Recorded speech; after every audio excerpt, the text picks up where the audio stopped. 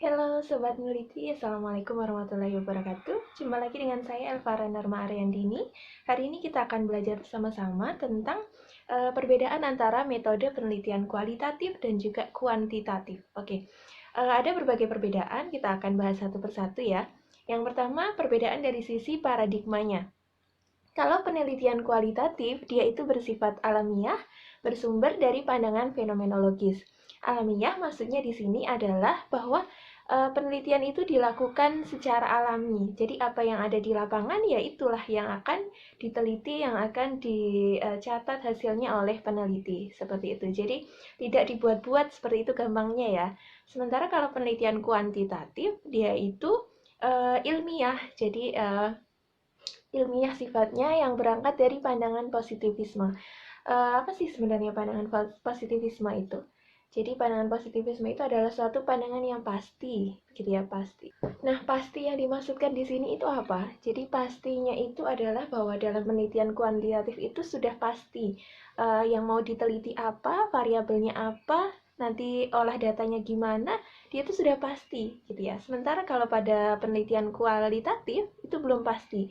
Jadi ketika menulis proposal itu peneliti belum tahu dia tuh nanti yang jelas tuh mau meneliti apa di lapangan itu bisa jadi berbeda antara yang peneliti rencanakan dengan apa yang nanti akan dilakukan di lapangan. Gitu. Jadi belum pasti di sini. Gitu ya.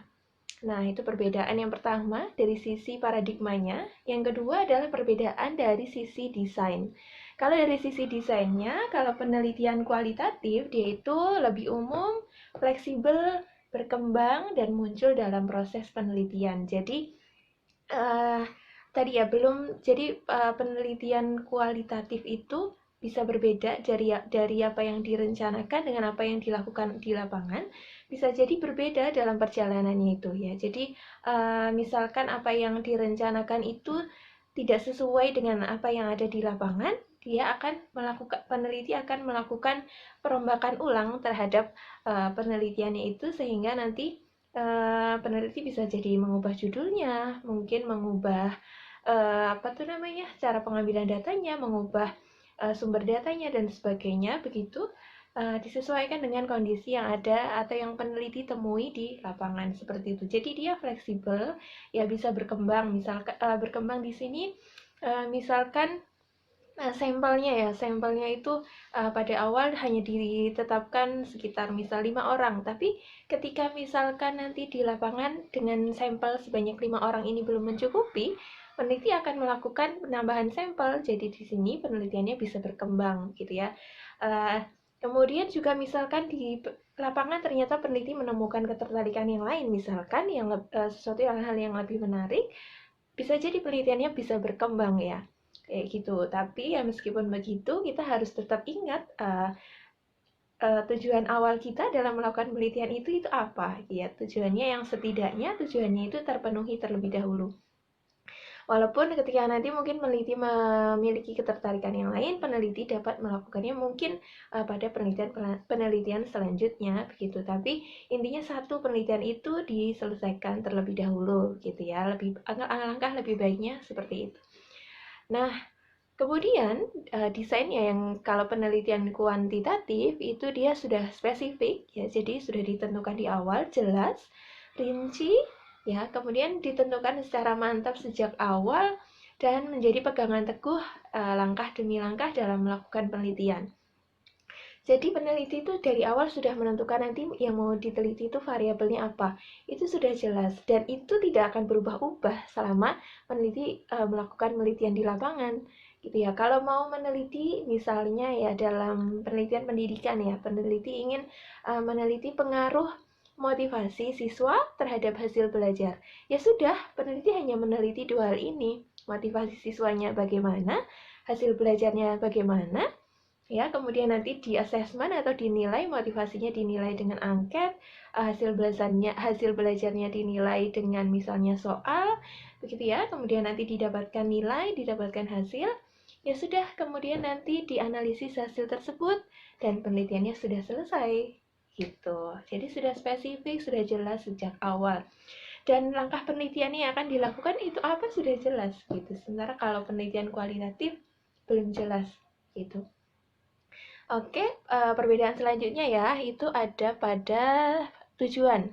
Oke, jadi kalau tujuannya penelitian kualitatif itu, dia menemukan pola hubungan yang bersifat interaktif, mengembangkan realitas yang kompleks, memperoleh pemahaman makna, dan juga menemukan teori. Jadi tujuannya kurang lebih itu ya. Jadi penelitian kualitatif itu meneliti sesuatu secara mendalam, sehingga dia akan menemukan teori baru.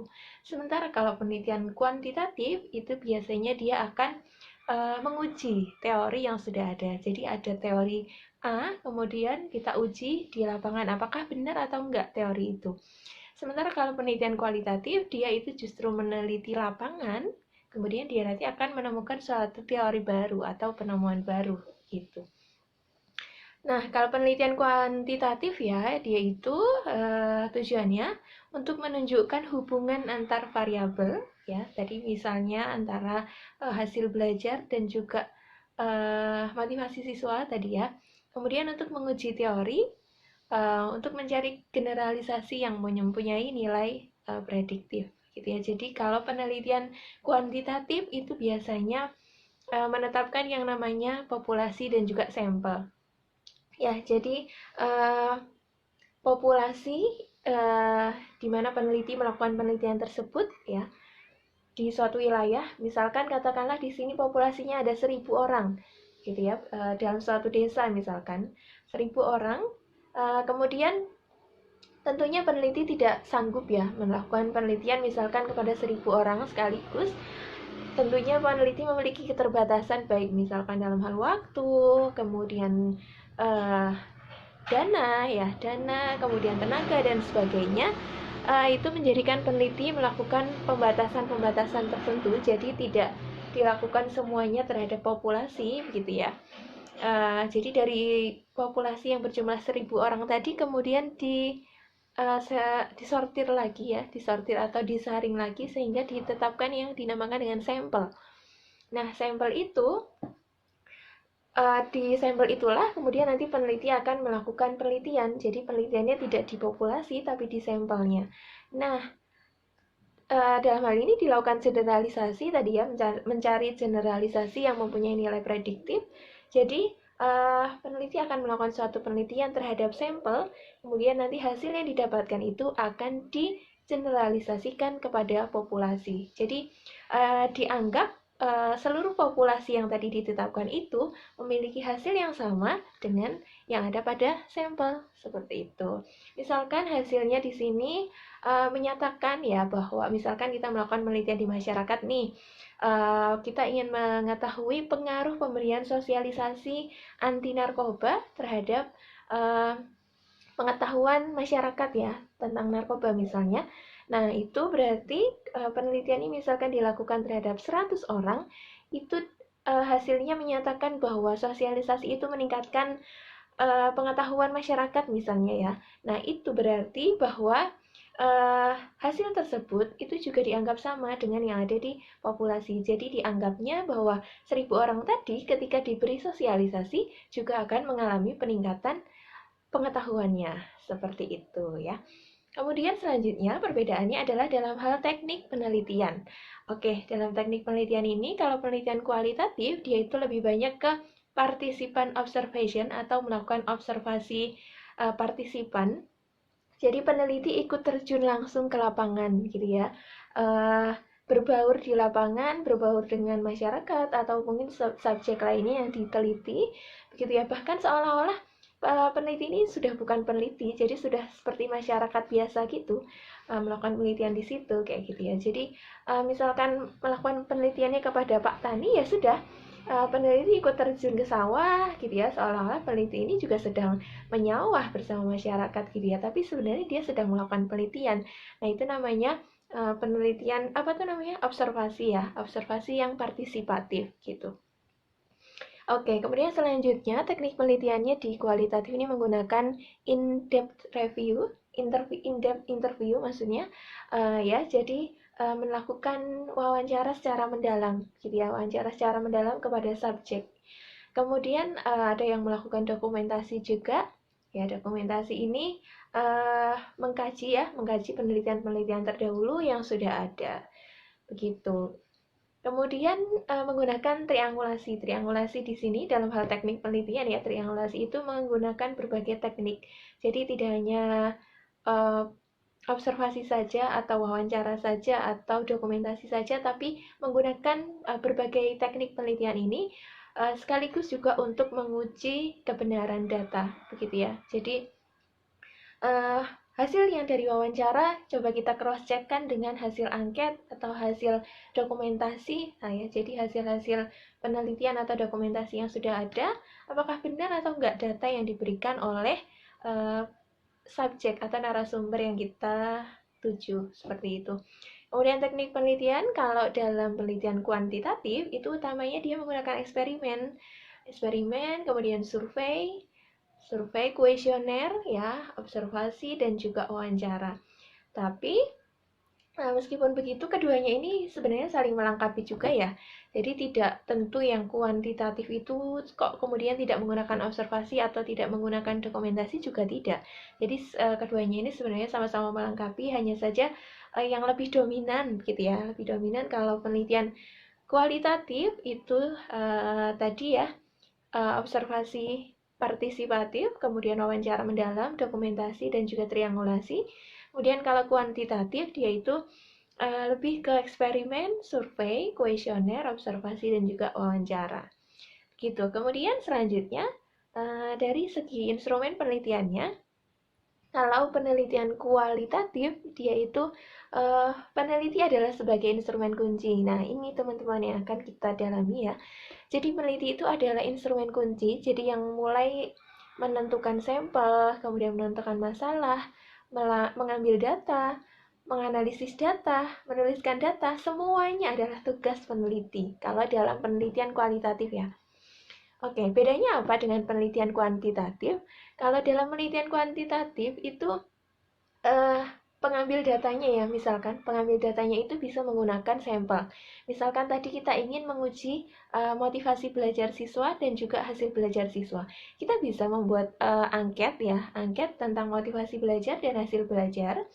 Jadi yang bekerja di lapangan itu adalah angketnya. Jadi ketika peneliti datang ke sekolah ya, peneliti tidak harus melakukan penelitian tentang motivasi, mengamati motivasi siswa bagaimana, enggak seperti itu, tapi menggunakan angket ya. Jadi sudah ada angket ya, angketnya itu terdiri dari indikator-indikator, kemudian ada pertanyaan-pertanyaannya ya, kemudian di situ ada skalanya juga. Nah, angketnya itu sudah disusun sedemikian rupa menggunakan indikator-indikator yang kita mengacu pada seorang ahli tertentu begitu ya, kemudian kita kembangkan berdasarkan penelitian kita. Kemudian angketnya itu sudah divalidasi ya, sudah divalidasi oleh ahli sehingga sudah dinyatakan layak gitu. Baru kemudian angketnya itulah yang akan bekerja di lapangan. Jadi angketnya yang bekerja ya. Sementara kalau pada instrumen penelitian kualitatif itu yang mengambil data juga penelitinya sendiri, jadi tidak menggunakan angket.